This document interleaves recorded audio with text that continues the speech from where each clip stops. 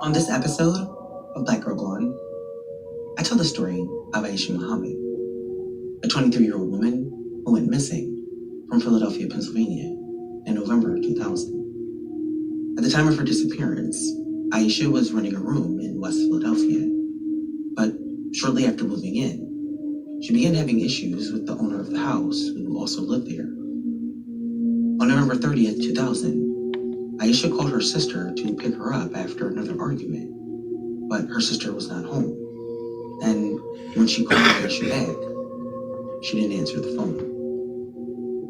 No one ever spoke to Aesha again.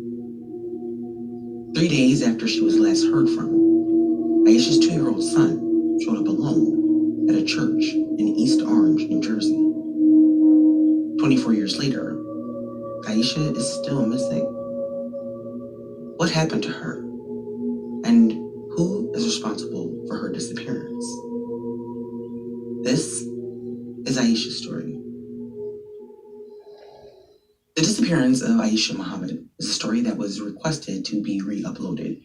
Originally, I first told this story back in 2021 when we first started Black Girl Gone. And since we continue to gain more listeners, I want to make sure that these stories are not forgotten. And so this week's episode is re-recorded so that those who haven't heard Aesha's story will. And so those that have, do not forget that 24 years later, she's still missing, and her family wants to know why.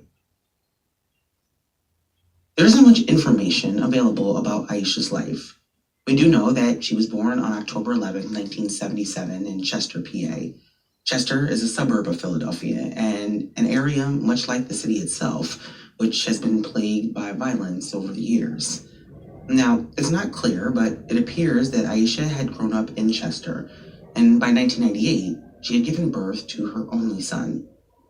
She was described by those who loved her as a friendly person who everyone liked. Aesha and her son's father were not together, but they were co-parenting their son and appeared to have a pretty good relationship. By all accounts, Aesha was a great mother who loved her son very much. At 23 years old, she had decided that she wanted to go to cosmetology school, and so she enrolled at the Venus Beauty Academy, located in Sharon Hill, Pennsylvania, another close suburb of Philadelphia. While attending school, Aesha also began working at a hair salon in Philadelphia. During this time, she and her son were living with her sister in Chester. However, the distance between Chester and her salon proved to be too long and exhausting for a daily commute, and so, realizing the need for a change, Aesha decided to move closer to both her school and her workplace to make her life more manageable. Anyone familiar with Philadelphia knows that the rent in the city can be very expensive. Well, rent is expensive everywhere at this point, but the suburbs, such as Sharon Hill, where Venus Academy is located, are often even more costly. And for a young mother juggling school and work, finding affordable housing was a challenge, I'm sure. Even in the year 2000, the search for a reasonably priced place to live was hard. Fortunately, Aesha knew someone who owned a large house in West Philadelphia, which was much closer to her job. This location would be ideal for her, reducing her commute and making her daily life easier. The house belonged to a man named Charles Dawkins, who, according to Aesha's profile on the Charlie Project, was said to be the half-brother of her father. However, the accuracy of this connection remains uncertain. Regardless, the house in West Philadelphia had a large enough room for Aesha and her son. Charles was in the process of renovating the property, but when Aesha expressed her need for a place to stay, she and Charles came to an agreement. She would pay him rent, and in return, she would have a room in a location that was much closer to work and school. The arrangement seemed perfect, providing her with a convenient and affordable place to live while she continued to work towards her goals. Now, as I mentioned earlier, Aesha and her son's father had a shared custody agreement, and according to reporting, the boy's father would take him during the week and Aesha would have him on the weekends. This arrangement made a single room plenty of space for her and her son, at least temporarily. Now, around late October or early November, Aesha moved into the West Philadelphia home where she began renting a room from Charles Dawkins. However, She'd only been living there for a few weeks when tensions between her and Charles began to escalate. Now, the specific issues between them remain unclear, but according to Aisha's family, the situation was becoming increasingly more tense. She frequently expressed her frustrations with her living situation to her family and friends, indicating that the arrangement was not working out as she had hoped.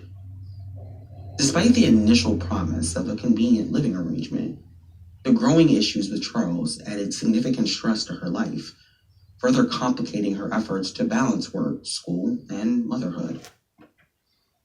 Now, without any context regarding the nature of their relationship before Aisha moved in, it's hard to even speculate about why the two would be arguing. I mean, she was renting a room from him and hadn't even been there a month before the argument started. Aisha spent most of her time at school and work, and she had her son on the weekends. So, what was going on in that home that would cause them to be arguing after only a couple of weeks of living together? Right. In November 2000, the week after Thanksgiving, Aisha called her son's father and asked if she could have more time with their son. And so he and Aisha agreed that she would keep the 2-year-old with her from November 27th to December 8th. But things between Charles was getting worse, and by November 29th, Aisha was becoming more and more frustrated with him and his alleged behavior. According to her sister, Aisha called her and told her that Charles was quote-unquote acting crazy. And so Aisha's sister told her that she could move in with her. On November 30th, according to reporting, Aisha called her brother Solomon, and she told Solomon that she needed her sister Wakita to come and pick her up because she had been arguing with Charles and she just couldn't take it anymore. She told her brother that Charles was still acting crazy and that he had thrown her dinner in the trash. Acting like a creep. Wakita, however, was not home, so Solomon didn't have a car, but he told Aisha that he would tell their sister to call her as soon as she came home. And her sister wasn't the only person that she called that day. Aisha also called her son's father, and according to him, although they had agreed that Aisha would keep their son until December 8th, she said that she needed to bring him back because she had plans for the weekend. Now, the way this is reported in a few places, it makes this part of the story seem like it's disconnected from what is happening at the house that Aisha lived in with Charles. But what it looks like to me is that whatever was happening in that home had reached a breaking point and Aisha needed to move out ASAP, which would have been harder for her to do with a 2-year-old. But regardless, Aisha made arrangements to drop their son off back to his father's house in Chester. And when Wakita returned home, Solomon told her about speaking to Aisha and what she had said about Charles and needing her to come pick her up. And so Wakita called Aisha, but she did not answer the phone. After being unable to reach her sister, her family started calling Charles to ask him if he knew where she was, but Charles wasn't answering the phone either. And so they began leaving him multiple messages demanding that he call them back. Finally, after numerous calls and messages, Charles speaks to Aisha's family, and he told them something that was very hard for them to believe. He said that Aisha packed her things and moved out with her son. But her family immediately knew that something was wrong. How could she have gotten all of her things out of the house? She did not have a car, and so how would she have just left? It's the year 2000, so there's no Uber or Lyft. And I mean, she could have taken a cab, but a cab to where? The only logical place she would have gone would have been her sister's house, but she, of course, was not there, and no one had spoken to Aisha. From the beginning, Aisha's family was immediately suspicious of Charles. They knew about the fact that the two had been fighting, and now Aisha and her son were gone. After speaking to Charles and hearing that Aisha had allegedly moved. Yeah, Charles. Did they investigate Charles? Did they bring him in for questioning? Or what?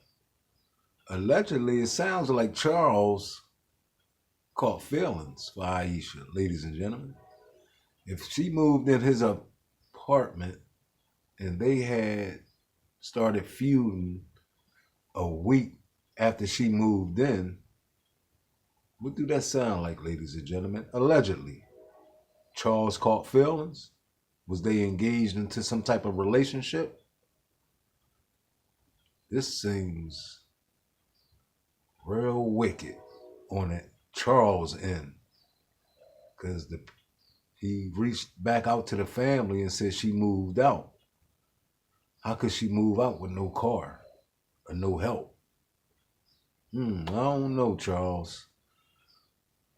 I don't know, Charlie. Of the house that she was staying in. Her siblings were beginning to panic. It had now been a couple of days since anyone had seen or spoken to Aesha and her son. And so her siblings decided that they needed to call their father, who was living in Atlanta at the time, to let him know that Aesha was missing and what Charles had told them. As soon as Aisha's father found out that his daughter was missing, he got on a plane and flew to Philadelphia to look for his daughter. When Aisha's father arrived in Philadelphia, he gathered with the rest of the family and they decided to go over to the home where Aisha was living as a group. Confront Charles. But when they arrived, what they found would immediately deepen their suspicion that something bad might have happened to Aisha and possibly her son too. Charles cleaned the house out? When her family arrives at the home in West Philadelphia, where she had only been living for a few weeks, wow, they are disturbed by what they found. How could all this happen within a few weeks, ladies and gentlemen? That's what I'm trying to figure it out, but it don't take a rocket scientist to put that shit together. Charles has something to do with that shit, y'all. I don't give a damn what nobody say. Charles has something to do with this shit. Allegedly. But what they don't find. Charles let Aisha's family into the home, and when they go to the room where she was staying, they find absolutely nothing belonging to her. The room had been completely cleaned out. All that was in the room was a single dresser and a bed with a fitted sheet on the mattress. Charles, once again, told Aisha's family that she had packed up her things and left. Now, it's not clear from the reporting if Aisha's family had gone to police at this point or not, but they were extremely worried about Aisha. Yeah, because they said she didn't have no car, no vehicle to move her stuff out. So how did she move her stuff out, y'all? Before she disappeared, there was nothing in her life that was causing her trouble besides her living arrangements with Charles. With Charles? Aisha was in school, and she was working. And more than that, she was raising her son and had a pretty good relationship with his father. So it was very unlikely that Aisha had just gone by choice. Up and left. Right. 3 days after Aisha was last seen, as her family in Philadelphia was becoming more and more concerned about her and her son, another mystery was unfolding miles away in the city of East Orange, New Jersey. And it would take police days before they would connect it to what happened to Aisha. On November 30th, 2000, 23-year-old Aisha Muhammad called her sister to pick her up after her living situation had become unbearable. But when her sister calls her back, she gets no answer, and no one ever speaks to Aisha again. 3 days after she was last seen, this mystery would deepen. In early December 2000, 3 days after Aisha had last spoken to her family, a church called Liberty Temple was hosting their usual late morning Sunday service when they heard a knock at the door. Now, I said knock, but it was actually described more like a banging at the door. One of the deacons from the church got up and went to see who and why someone was banging on the door during their service. And when the deacon opened the door, standing there crying was Aisha's 2-year-old son, alone. Whoever had been banging on the door had just left the child at the front door and fled. The knocks were too loud to have been done by the child. And so the deacon brought him inside and told the pastor about the little boy. And at first, the pastor assumed that he had to. So back then, they didn't have cameras to get footage of the person that was knocking on the church door? Like the neighbors in the community didn't have cameras in 2000 to 2000 and what? 2? Hmm. Who was investigating this crime, ladies and gentlemen? Did they do a thorough job? What detective was investigating this case? Because they did not do a thorough job, ladies and gentlemen. We got Big Brother in the sky everywhere. So you mean to tell me none of the businesses in the area, none of the stores in the area had cameras? This is suspect here, y'all. This is suspect. Charles, the number one suspect, y'all.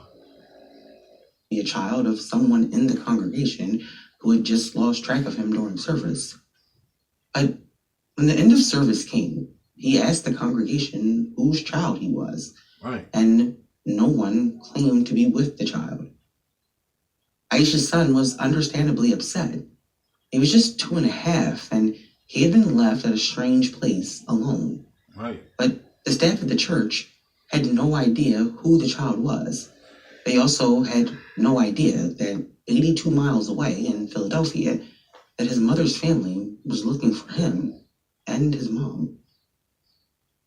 Aesha's son was eventually able to tell the church staff his name, but he couldn't tell them how he had gotten to the church or who had dropped him off. The staff tried to locate the child's family, but no one knew who he was. Eventually, after attempts to locate the child's family, the church staff was left with no other choice but to call the police. They should have called the police once the child entered the church.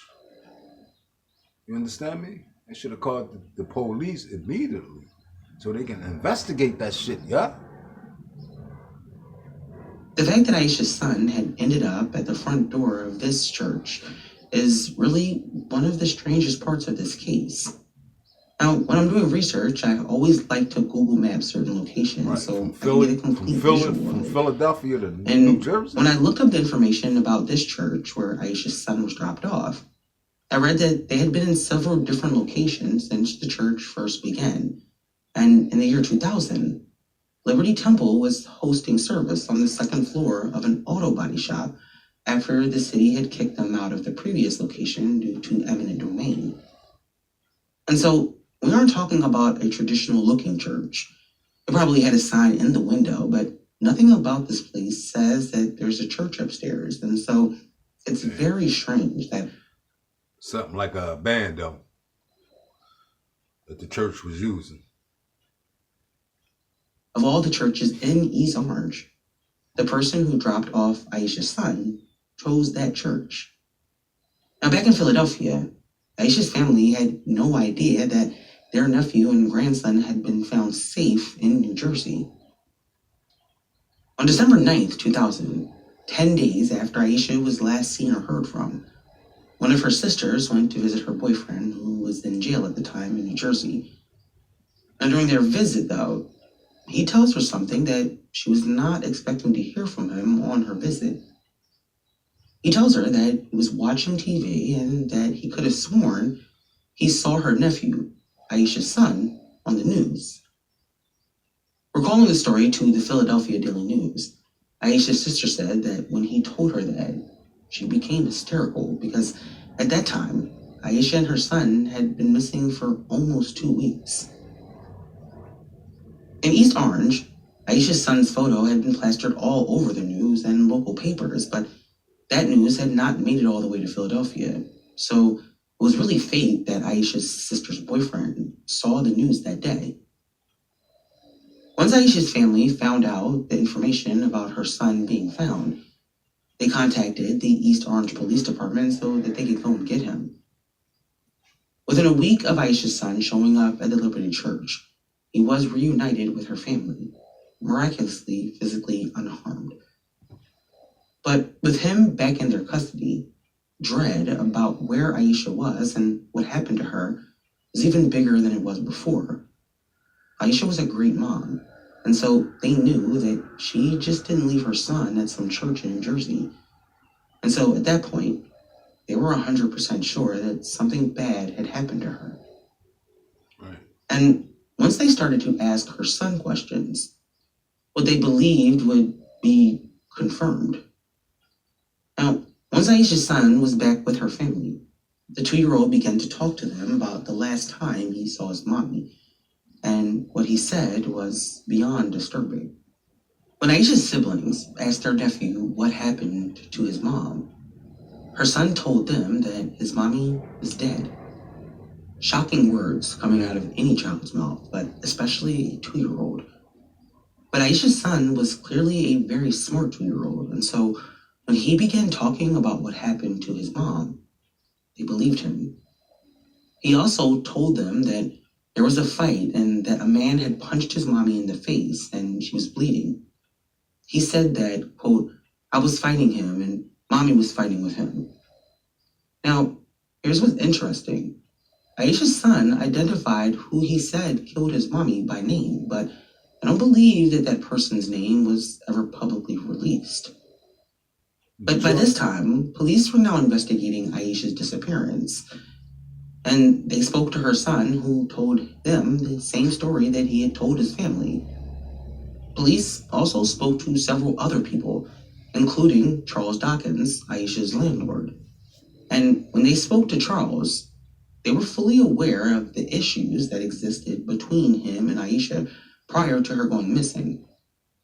But when police spoke to Charles, much like her family, they didn't believe what he was telling them. And he confirmed he was lying by changing his story about where Aisha was in the 2 interviews that police had with him. After changing his story, police asked Charles to take a lie detector test, which was scheduled for January 2001. While police were interviewing possible witnesses, they were also searching the area for any signs of Aisha, but they were coming up with nothing. That's not clear from reporting where police searched for Aisha. Seeing that her son had turned up 82 miles away in New Jersey could have meant that she was there or that her body had been dumped there. But either way, Aisha had disappeared, and her family and police were becoming more and more concerned that she had met with foul play. I'm sure police were hoping that the results of Charles' lie detector test would help give them some answers, but Charles did not take that lie detector test as scheduled in January 2001. Instead, he fled. Now, here's one. He fled. He didn't take the lie detector test, and he fled this. Oh man, there it is, there, ladies and gentlemen. It don't take a rocket scientist to put that shit together. Charles was involved with that shit, allegedly. Had to be. God damn it. You done clinked the rum out. You understand me? Ain't go through the proper eviction rights, and just to kick her out and clean the room out. Yeah, Charles was involved with that shit. Facts. The more frustrating things about this case. With everything police seem to have had on Charles, it's not really clear whether or not he was ever formally a suspect. Man. But if he wasn't a suspect, then he was free to leave. Except he wasn't really free to leave because Charles was on parole after being released from prison. Apparently, he had served time for aggravated robbery and burglary, and in 1989 became a fugitive after failing to return from a furlough from prison. Charles remained a fugitive until 1993 when he was arrested again and resentenced for his escape. He wasn't released from prison until April 2000, a few months before Aisha moved into his home and went missing. Wow, ladies and gentlemen. Wow. When he fled the state, he also stopped checking in for parole, and so a warrant was issued for his arrest. Months went by, and police continued to look for Aisha, but they were unable to locate any evidence or information about what had happened to her. After nearly 6 months on the run, Charles Dawkins was finally caught after being pulled over in Camden, New Jersey. Pulled over in Camden, New Jersey, so he had Jersey roots, ladies and gentlemen. He was pulled over in Camden. And see, we put the case together our goddamn self. We don't need no goddamn detective, because it's common sense at this point that he was involved with that shit. I don't give a damn what nobody's saying. He was in charge. He got roots in Jersey, where the baby was dropped off at, though, y'all. But he was renting a room from out of Philadelphia, y'all. Make it make sense. He crossed the bridge, y'all, right over into Jersey. The police ran his information and discovered the warrant for his arrest. He was arrested, and he was sent back to state prison for multiple parole violations. But he was never charged in connection to Aesha's disappearance. Wow. With no witnesses, and no evidence, and no information, Aesha's case went completely cold. Wow. Aesha's family kept looking for her, but as time went on, hope was fading. 2 years after she went missing, the Philadelphia Cold Case Unit started to look into her case, and a $1,000 reward was offered for any information in her disappearance. But unfortunately, only worth $1,000, man. That's crazy. A life. Only worth $1,000. it did not lead to any new information. Aesha's son went on to live with his father, who raised him, but life never really moved on for her family. Facts. As of the re-recording of this episode, there's been no updated information about Aesha's disappearance. Wow. Or any new information about the investigation. It's now been 24 years since Aesha vanished. Wow. Her son had to grow up without his mother, and her family has been left with the unknown, unable to get closure. After 24 years, cases like this need people to speak up. The chances of evidence coming up are slim, although not impossible. And like all missing person cases, we can't stop caring until we bring home the missing and bring closure to their families. Aesha's family believes that she is no longer alive, but they want to bring her home so that they can lay her to rest. Her case is cold, and since there hasn't been any recently updated information, it's an open shut case. The boy Charles has something to do with that shit. Facts. Allegedly, he did that shit. I don't give a damn what nobody say. He was involved with that shit, man. For her to be going missing and moved into one of his rental properties, and for them to have words within a week, within her moving in, come on, y'all. Charles caught feelings. They might have been involved with each other, y'all. Come on, man. Shit don't take a rocket scientist to put together, y'all. Charles was involved with this shit here. I don't give a damn what nobody say. This is where we leave her story incomplete. Because after 2002, we have no clue what, if anything, happened. But we do know that Aesha deserves to be found. Facts. Her case deserves to be solved, and Facts. Her family deserves to know what happened to her, especially her son. Facts. If you have any information about Aesha Muhammad's whereabouts or the circumstances of her disappearance, please contact the Philadelphia Police Department. Thank you for listening.